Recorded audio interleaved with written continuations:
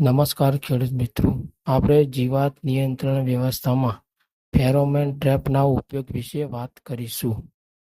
ખેતી પાકોમાં નુકસાન કરતી જીવાતોના નિયંત્રણ માટે વિવિધ પદ્ધતિઓનો ઉપયોગ કરવામાં આવે છે. આવી નુકસાનકારક જીવાતોનું નિયંત્રણ ઝડપથી થાય તે હેતુથી ખેડૂતો મોટે ભાગે કીટનાશકોનો આશરો લેતા હોય છે. કીટનાશકોનો આડેધડ ઉપયોગ થવાથી લાંબા ગાળે જીવાતમાં જે તે કીટનાશકો સામે પ્રતિકારક વિકાસ થાય છે. પાકમાં ઝેરી રસાયણોના અવશેષો રહેતા ગૌણ જીવાતનું મુખ્ય જીવાતમાં પરિણમવું થાય છે. કીટકના કુદરતી દુશ્મનો પરજીવી અને પરપક્ષીનો નાશ થાય છે અને હવા, પાણી તથા જમીનના પ્રદૂષણમાં વધારો થવો વગેરે પ્રશ્નો ઊભા થાય છે.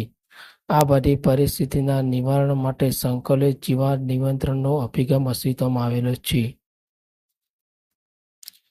સંકલિત જીવાત નિયંત્રણ વ્યવસ્થામાં ફેરોમોન ટ્રેપનો ઉપયોગ એક મહત્વનું અંગ બની ગયું છે. તેથી દરેક ખેડૂતોએ ફેરોમોન ટ્રેપ અને તેનો ઉપયોગ અને તેના ઉપયોગમાં શું કાળજી રાખવી વગેરે બાબતોની જાળવણી કરવી જરૂરી છે. કુદરતમાં માદા કીટક પોતાના શરીરમાંથી અમુક ખાસ પ્રકારનું જાતીય અંતઃસ્રાવ હવામાં છોડે છે જે ચોક્કસ પ્રકારની વાસ ધરાવે છે, જેને લઈને જે તે નર જાતિના કીટક વિજાતીય ગુણને લીધે માદા તરફ આકર્ષાય છે. આવા જાતીય અંતઃસ્રાવને સેક્સ ફેરોમોન કહે છે. વૈજ્ઞાનિકોએ આવા જાતીય અંતઃસ્રાવનું રાસાયણિક બંધારણ શોધી કાઢી પ્રયોગશાળામાં કૃત્રિમ રીતે તેના જેવું રસાયણ તૈયાર કર્યું છે. આ અંતઃસ્રાવને પ્રકાશ પિંજરમાં ગોઠવવામાં આવે છે. ફેરોમોન ટ્રેપમાં ગોઠવેલ કેપ્સ્યુલમાંથી નીકળતી ગંધ માદા કીટકના શરીરમાંથી નીકળતી કુદરતી ગંધ જેવી જ હોય છે, જેથી તે જ જાતિના નર કીટક અચૂક અંતરેથી ફેરોમોન ટ્રેપ તરફ સમાગમના હેતુથી આકર્ષાય છે અને ટ્રેપમાં ગોઠવાયેલા કેપ્સ્યુલની આસપાસ ઘૂમ્યા બાદ ઠાકીને ટ્રેપમાં પડી જાય છે.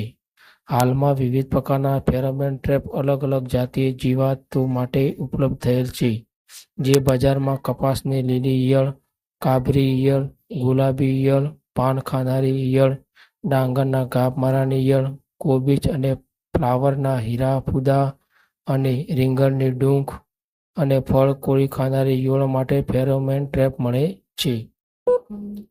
આ જીવાતો માટે મળતી કેપ્સ્યુલ ટ્રેપમાં યોગ્ય જગ્યાએ ગોઠવવામાં આવે છે. વિવિધ પ્રકારના ફેરોમોન ટ્રેપ પૈકી પોલિથીન સ્લીવ ટ્રેપ ખેડૂતોમાં ખૂબ જ પ્રચલિત છે. જીવાત નિયંત્રણ વ્યવસ્થામાં ફેરોમોનનો ઉપયોગ. ફેરોમોન ટ્રેપને ખેતરમાં પ્રતિ હેક્ટર 4 થી 5ની સંખ્યામાં ગોઠવી જીવાતની વસ્તીની મોજણી કરી શકાય છે. વર્ષ દરમિયાન જે તે જીવાતની ગતિવિધિ જાણી શકાય છે. ભવિષ્યમાં જીવાત વધશે કે નહીં તેનું પૂર્વ અનુમાન કરી શકાય છે. ફેરોમોન ટ્રેપમાં પકડાયેલા ફૂદાના આધારે તેની ક્ષમ્ય માત્રા પણ નક્કી કરી શકાય છે અને તે મુજબ તેના નિયંત્રણ માટે યોગ્ય પગલાં સૂચવી શકાય છે. અમુક વિસ્તારમાં જ્યારે કોઈ જીવાતની વસ્તી વધી ગઈ હોય ત્યારે જે તે જીવાતના ઉપલબ્ધ ફેરોમોન ટ્રેપ વધારે સંખ્યામાં ગોઠવી નર ફૂદાઓ આકર્ષી તેને મારી નાખવામાં આવે છે. આમ જે તે વિસ્તારમાં મોટી સંખ્યામાં નર ફૂદીઓની સંખ્યામાં ઘટાડો થતાં માદા ફૂદીઓ નરના સમાગમ વિના ઈંડા મૂકે છે. આવા ફલિનીકરણ સિવાયના ઈંડા સેવાતા નથી, પરિણામે જે તે જીવાતની વસ્તીમાં ધીરે ધીરે ઘટાડો થવા પામે છે. જો ખેડૂત એકલ દોકલ ફેરોમોન ટ્રેપનો ઉપયોગ કરે તો તેને જોઈએ તેવા પરિણામો હાંસલ થઈ શકતા નથી. તેને બદલે જે તે વિસ્તારમાં ખેડૂતો જો સામૂહિક રીતે તેનો ઉપયોગ કરે તો ચોક્કસપણે સારા પરિણામો મેળવી શકાય છે. વળી ફેરોમોન ટ્રેપનો ઉપયોગ કરવાથી તાત્કાલિક તેના પરિણામો જોવા મળતા નથી, પરંતુ લાંબા ગાળે જીવાતની વસ્તી ક્રમશઃ ઘટતી જોવા મળે છે. ફેરોમોન ટ્રેપનો ઉપયોગ કરતી વસ્તી ખાસ ધ્યાનમાં રાખવાની બાબતો. જે તે કીટક માટે વિકસાવેલ ફેરોમોન ટ્રેપ ફક્ત તે જ જાતિના કીટકને આકર્ષે છે. દાખલા તરીકે લીલી ઈયળ માટેનું ફેરોમોન વાપર્યું હોય તો તેમાં લીલિયાના ફૂદા આકર્ષાય છે, તેમાં અન્ય કીટકના ફૂદા આકર્ષાતા નથી.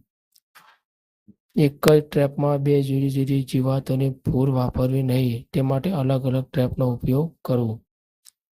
પાકમાં બે ટ્રેપ વચ્ચે ઓછામાં ઓછા 10 મીટર જેટલું અંતર રાખવું. સામાન્ય રીતે પાકની વાવણી બાદ થોડા દિવસ પછી ફેરોમોન ટ્રેપ ગોઠવવા જોઈએ અને પાકની કાપણી સુધી રાખવાની સારી અસરકારકતા મળે છે. ખેડૂત મિત્રો, ખેતરમાં એક વખત ટ્રેપ ગોઠવ્યા બાદ તેની જગ્યા વારંવાર બદલવી જોઈએ નહીં. ટ્રેપ પર કોઈ પણ ઝેરી દવાનો છંટકાવ કરવો નહીં.